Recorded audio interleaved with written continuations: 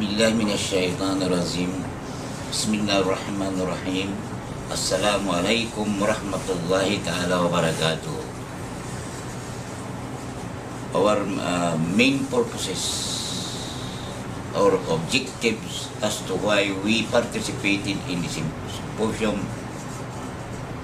is only to lead our people, especially our brother and sister Christian here in Manila, to fully understand the historical and legal rights of the Sultanate of Sulu over North Borneo, what is called now Sabah.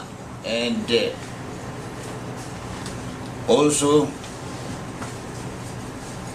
to let the present administration hears our call for help, because if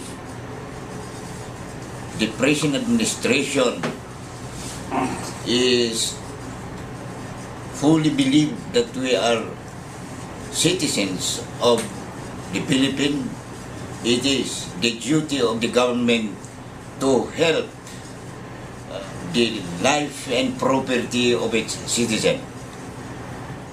And I repeat, one of those motives or purposes of our symposium is understand that we are seeking help from the government regarding our claim, which is not only for the welfare of the heirs, Sultan, and the Muslims, but it is the patrimony of the Filipino people.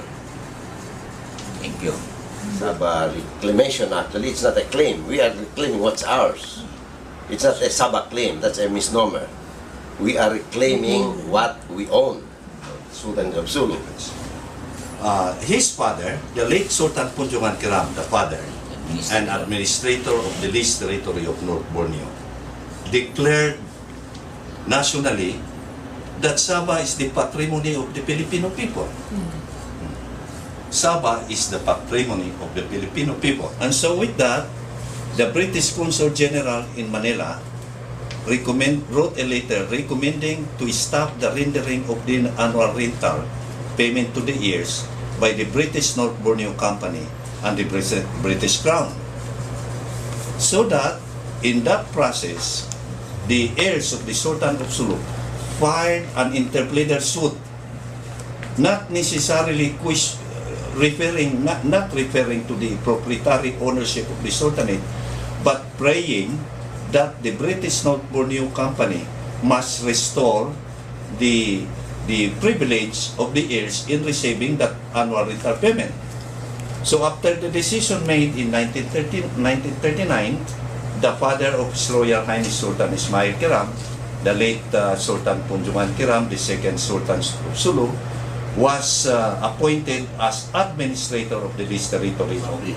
It is incumbent upon the government to help us, to help the Sultan recover his the Sultanate recover his territory.